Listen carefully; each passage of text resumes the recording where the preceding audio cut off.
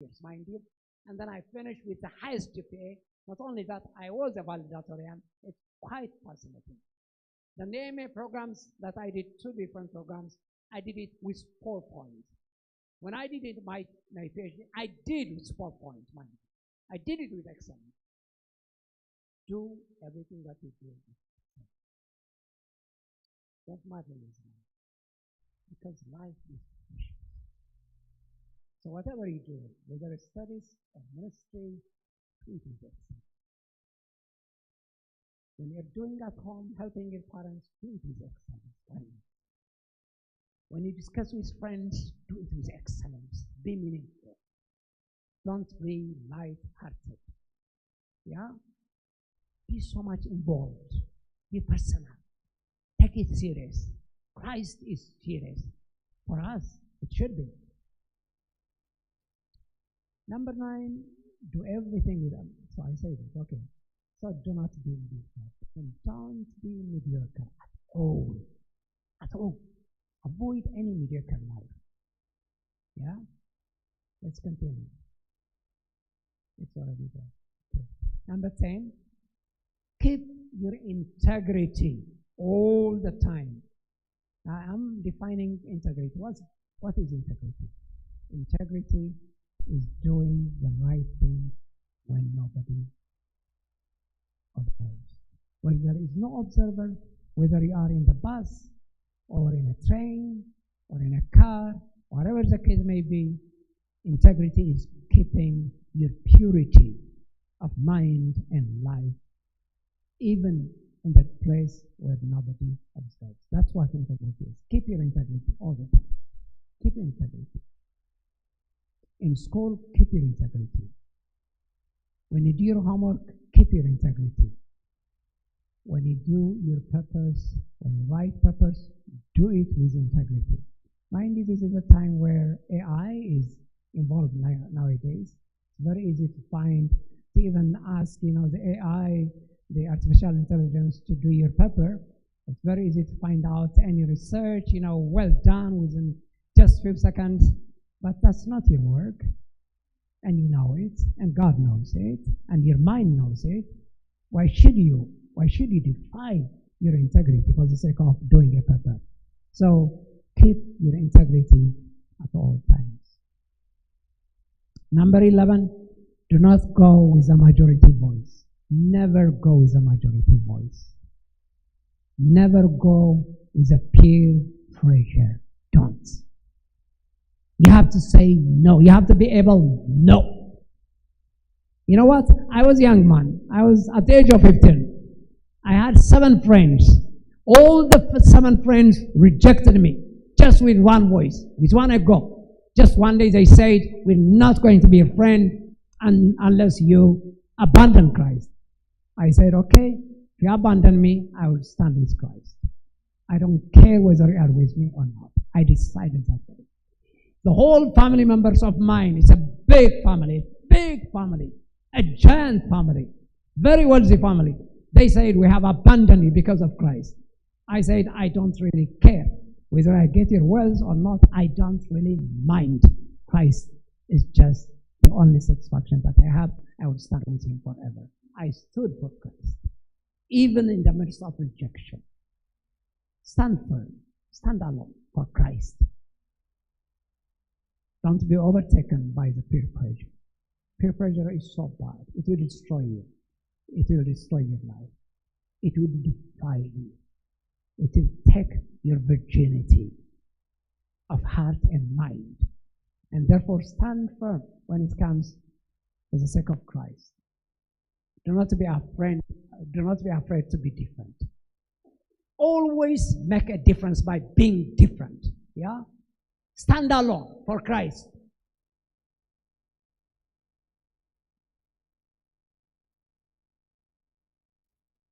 And stand tall.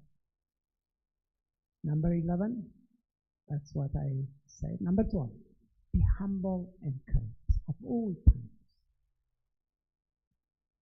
Even though I can't say that courageous people are humble, but I would say that humble people are always courageous. Yeah, did you listen to that? I can't say that courageous people are humble, because they are not necessarily. But humble people are always courageous because they let it go. They don't mind what people would say about them because they are humble. They are sincere. They are genuine. Be humble at the time. And be courageous also. You let it go. It's okay. Sometimes it's okay to cry even. It's okay. Crying is not a sign of weakness. Crying is actually a sign of strength in Christ. It is okay to cry in the presence of God. It is okay to cry in the presence of your friends. It's okay to cry in the presence of your family members. It is okay. You just have to let it go. Be humble enough. Don't try to swallow everything and then try to be secretive enough. No, that doesn't really work. You just have to let it go. Be humble. Be expressive.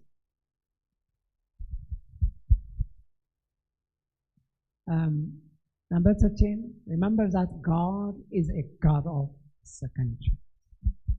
Remember always, when you fail in something, when you do sin, some sort of sin in your life, don't drift.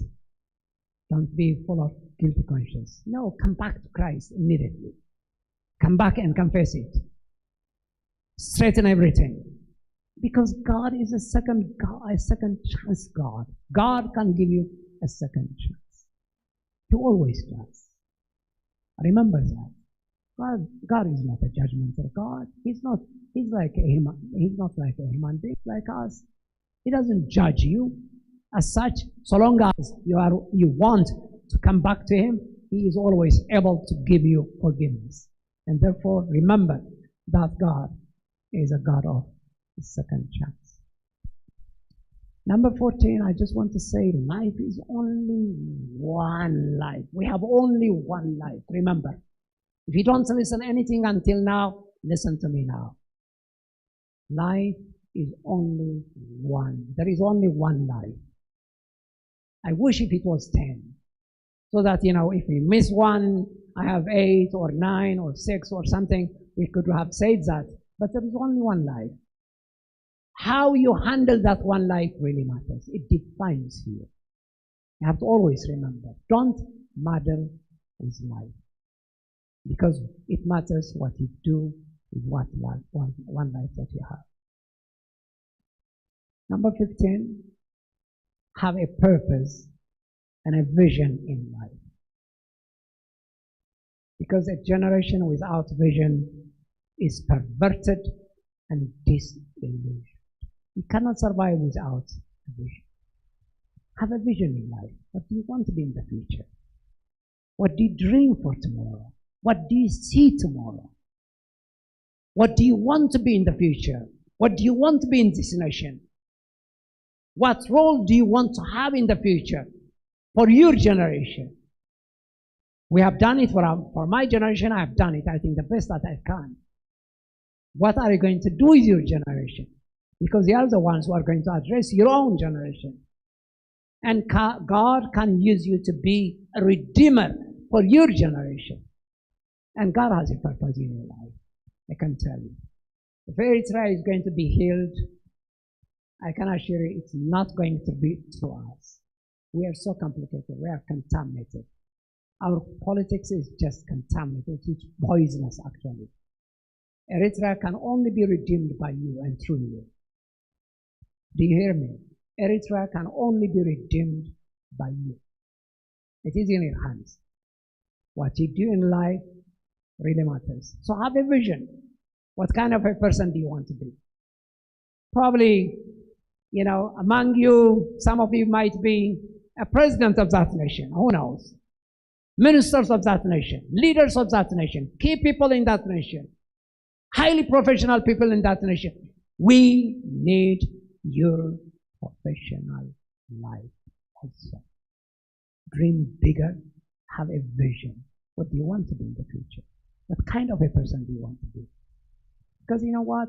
You're growing, and now almost you're going to be going into the midlife. Midlife is from the age of 21 to 35. You're almost going to that end. And then tomorrow you're going to be older people, and time will be gone. So have a dream, have a vision, have a dream, bigger vision, and bigger dreams. Dream big and have a vision for your generation. As in Proverbs 29:18, without a vision, the generation is going to be perverted, and it's going to be a disillusioned generation, I can assure you. Without vision, it cannot survive. So now let's go to the third chapter, which is full of hopes, and I hope you write them down again. I'm not going to dwell in them, but I just want to mention, and there are many verses that I'm going to mention. The first verse, which I'm mentioning here as a theme, is going to be Jeremiah 29:11, which says, "For I know the plans I have for you. You have a hope and a future." Remember this word. You have a hope and a future. The time is becoming so confusing, so dark, so disillusioned. The generation is so perverted. Sin for them is right. Right is sin. It's just a perverted generation, as you can see it. It's so confusing. But then, as for you, you have a future and a hope. Let's continue. There are verses which I want you to remember. One verse that I want you to remember is, God is always with you, as it is said in Hebrews 13, verse 5. Second verse I want to mention is, God loves you as his child, in Romans chapter 8, verse 15 and 16. The third one, God proves his love at the cross for all of us, as we know, in a personal way. Romans chapter 8, 32. God's power is available for you all the time, which is in Philippians chapter 4, verse 13, as we can see it. And then God can exceed your highest expectations, which is Ephesians chapter 3, verse 20. Thank you. And then God understands you and your problems. Matthew chapter 6, verse 8. And then the other one is, God's promises supply to all your needs. Philippians chapter 4, verse 19. And then the other one is, God's grace is sufficient for you all the time. Is able to empower you, even in the time where you are going to be needy. The Lord's grace is sufficient for you. Remember that. 2 Corinthians chapter 12, verse 9. Even in the midst of pain, agony, and crying and what have you, desperation, God's grace is always sufficient for you. And the other one is, God works all things together for you. He always changes everything for your goodness. Remember that. Because our God is so gracious God.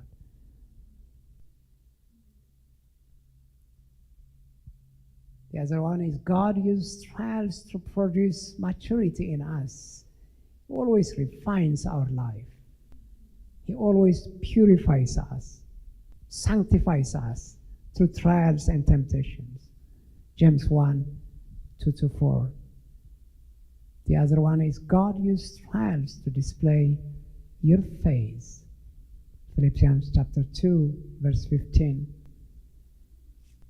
And the last one, God's will is good, acceptable, and perfect.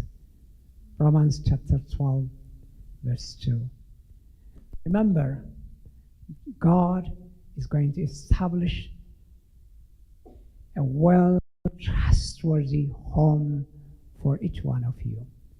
If you really abide to him, God is going to give you a marriage life which is suitable, which is perfect, which is in the center of God's will in your life. He will bring a person who will be your right mate, I can assure you. Just want to finish. I don't know what time it is.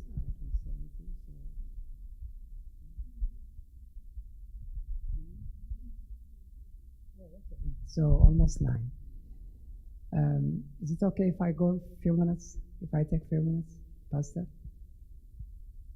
It's okay. So the question is, how do we know God's will? I think that's the question when it comes to marriage, for example. For you young people, how do we know? There are 7 principles I would like you to know and write them down. I think they are very, very important. And I'm sure you will need them desperately. And number one, the first principle is always be in the middle. Don't be given to it. Don't be far from it. Be in the middle of it. Let me illustrate this by giving Jeremiah chapter 42 and 43. In those 2 chapters, you see the Israelites coming to the prophet Jeremiah, asking him to pray for them because they want to know God's will. And then he said, you want to know God's will? Yeah. If I pray and I come back to you and the Lord says such and such, are you going to obey it? They said, yes. Okay, give me time, he said. And then he took 10 days to pray. After 10 days, he came back. The Lord says, so and so. I said, be established, stay where you are, make homes, get married, have children, establish farms, and so on. I will come in my own due time after 70 years, he said. The people heard it. They were so mad and angry. They came to Jeremiah and they slapped him into his face. Why? Because before they asked him to pray, they have already decided to go to Egypt.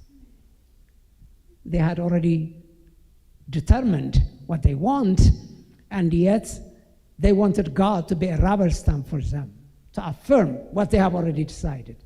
So don't play with God. I mean, God should always be involved in the whole process. So to know God's will, be in the middle of it. Don't be given to it. Don't be far from it. Second part, the second principle is always remember that there has to be an interceding prayer spirit in you. Make sure that there is a prayer spirit in that person, in your life.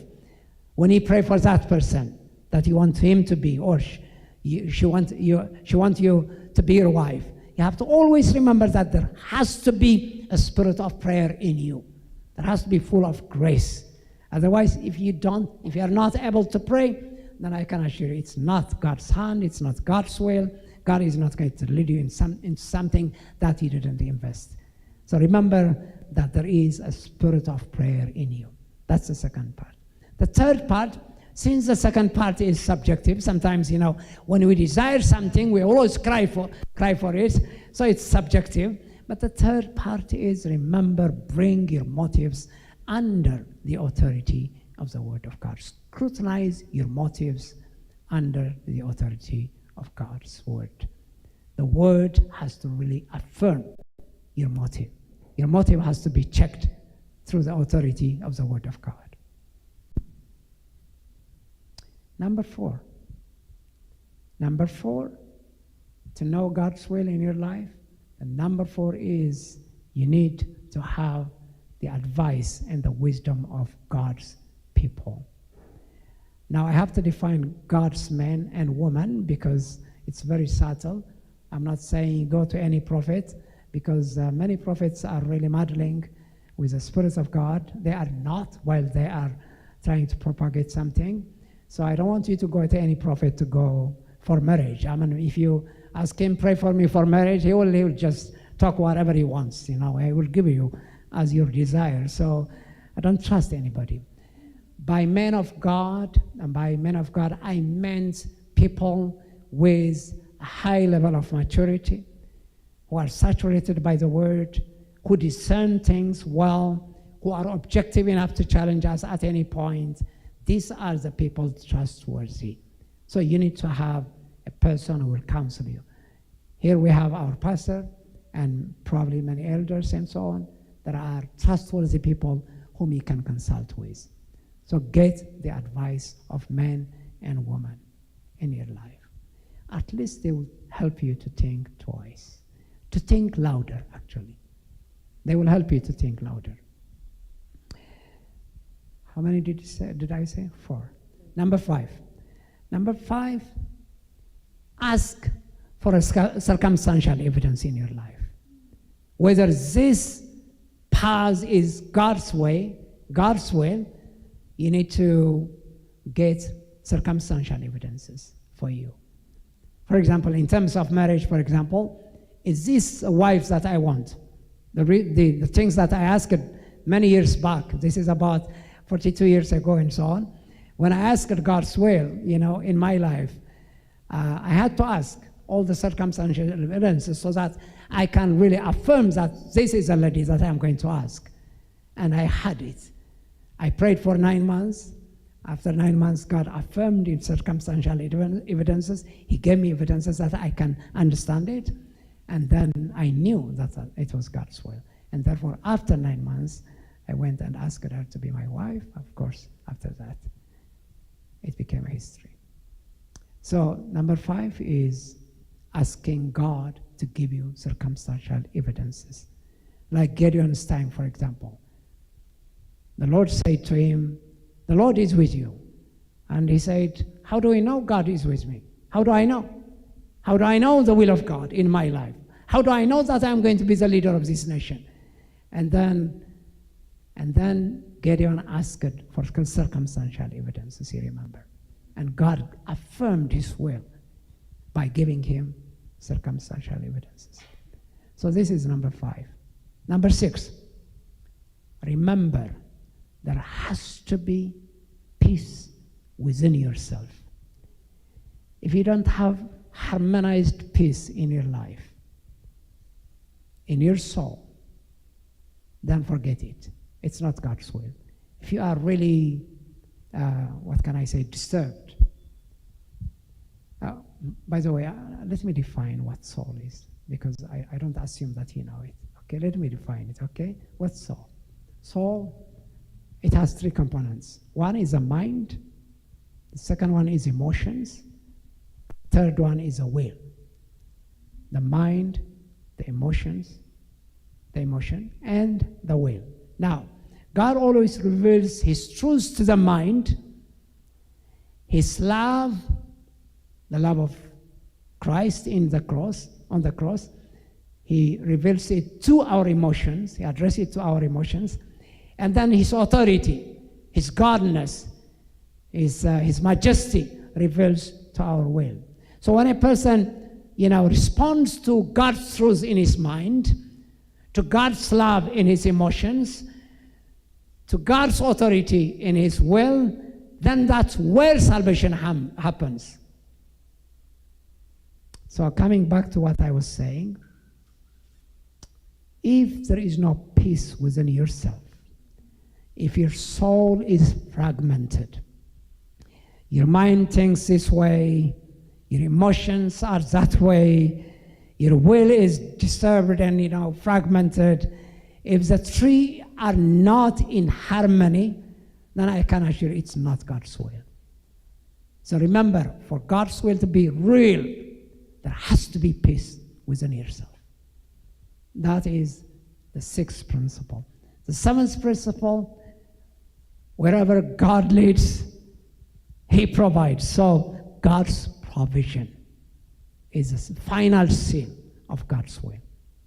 When God provides, when God reveals his will, he always provides. Whether the provision of people, whether the provision of finances, whether a provision of circumstances, whatever the case may be, the puzzle begins to really make sense. So God's vision, God's provision is a final seal of God's will. The Lord bless you. I'm done. Praise God. Thank you.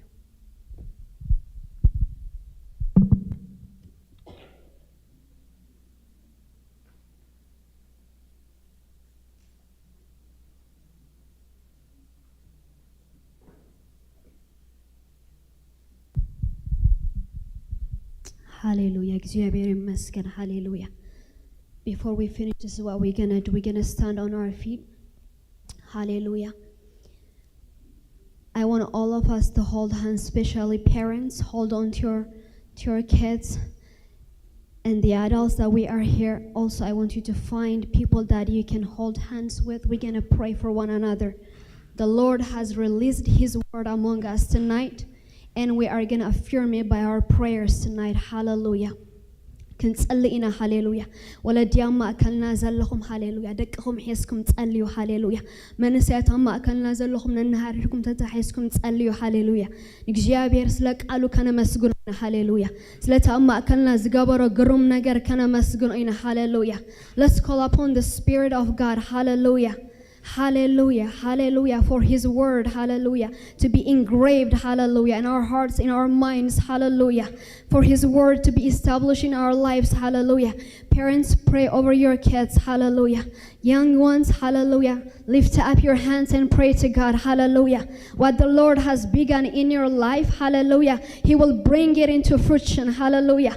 Father, we declare, hallelujah, your grace, your spirit, hallelujah, in this place. I want everyone to pray for the next 2 minutes, hallelujah. Hallelujah. The Lord has released His word among us, living word, hallelujah. Lera hadina maya, Spirit of God, hallelujah.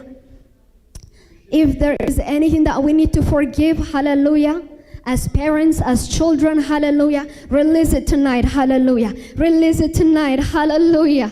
Hallelujah. Heavenly Father, I pray in the name of Jesus, hallelujah. Turn the father's hearts, turn the mother's hearts toward their kids, Lord, toward their teens, Father God, hallelujah.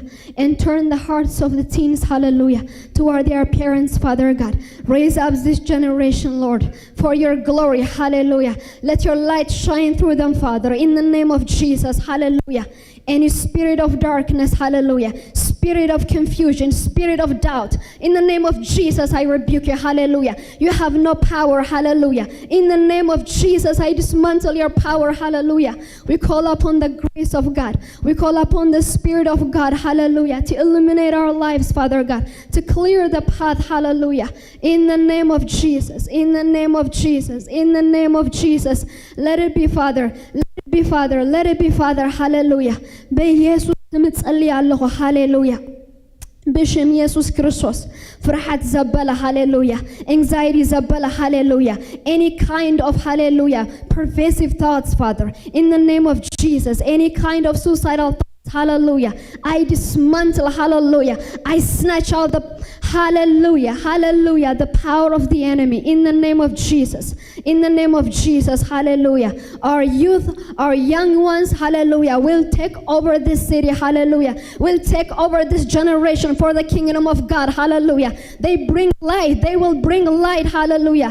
They will be instruments of vessels of, hallelujah, God's power, God's grace, hallelujah, in their generation, hallelujah.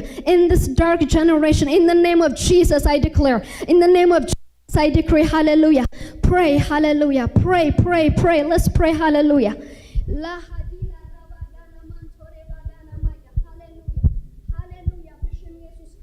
Hallelujah, hallelujah, hallelujah. Your anointing, hallelujah, to penetrate every darkness, hallelujah. Every chain, hallelujah. Every confusion, in the name of Jesus. In the name of Jesus, go, hallelujah. Any double-mindedness, hallelujah, double-hearted, in the name of Jesus, I rebuke it, Father God, hallelujah. Steady our hearts, Lord. Steady our feet, Father God, hallelujah. Steady the feet of parents.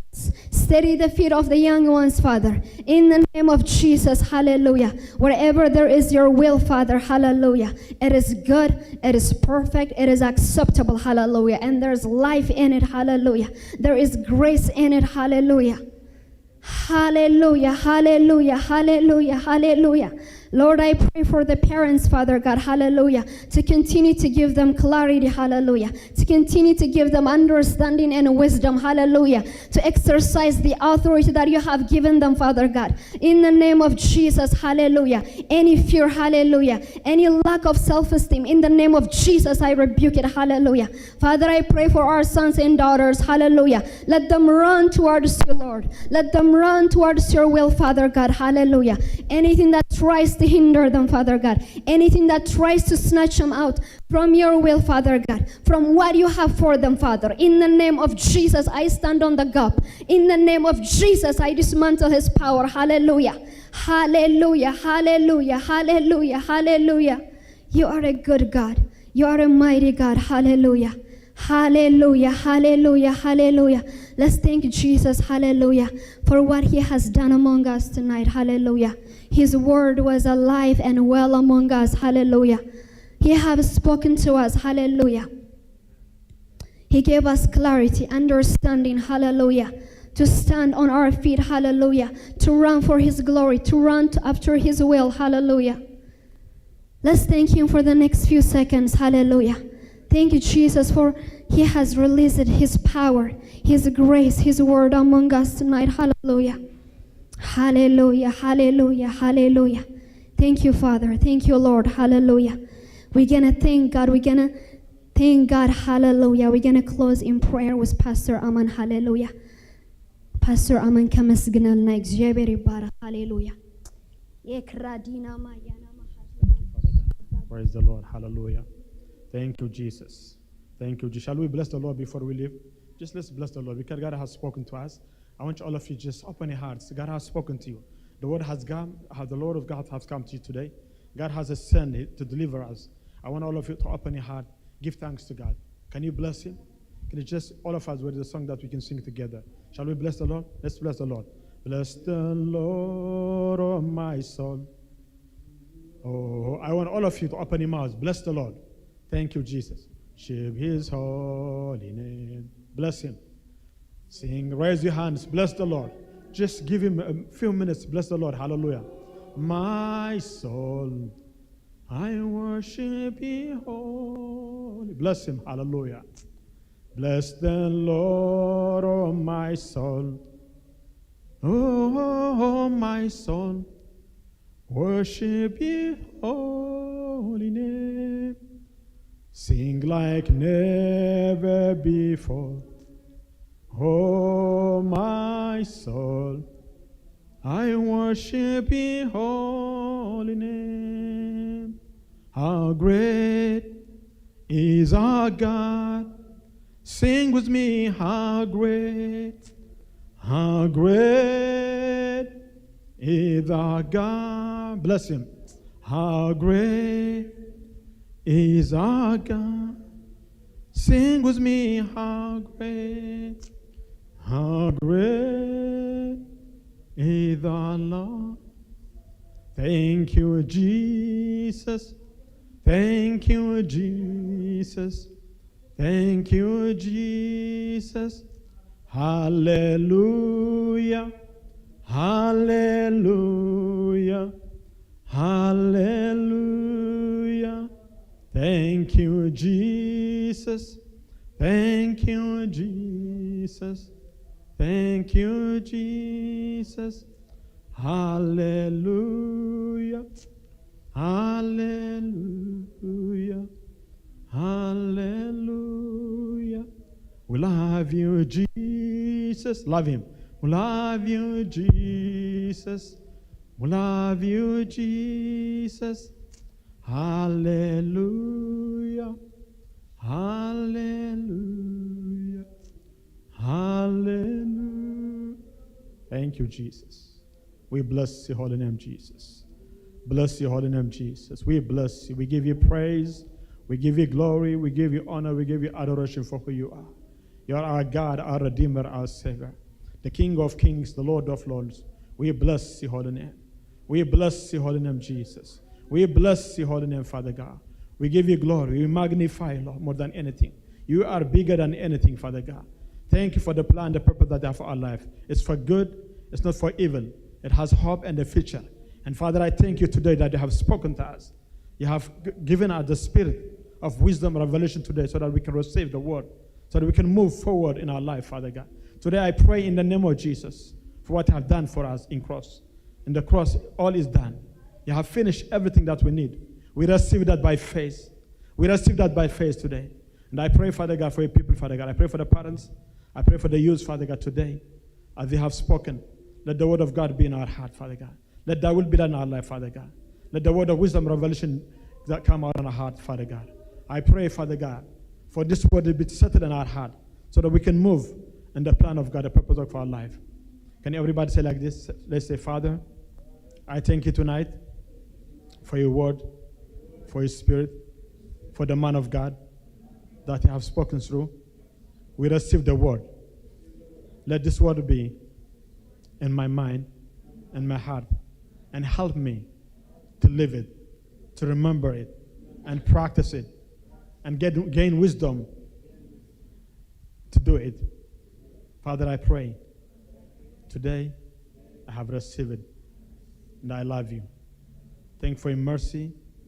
Thank you for your goodness in my life. May the Lord bless you. May the Lord keep you. May the Lord shine his face upon you. May the Lord give his peace. May the Lord make you a blessing. Whatever you touch your hand, be blessed. May the Lord make you salt and light on this nation. May the Lord fulfill his purpose and the plan for your life. For whatever reason that you brought us in this nation.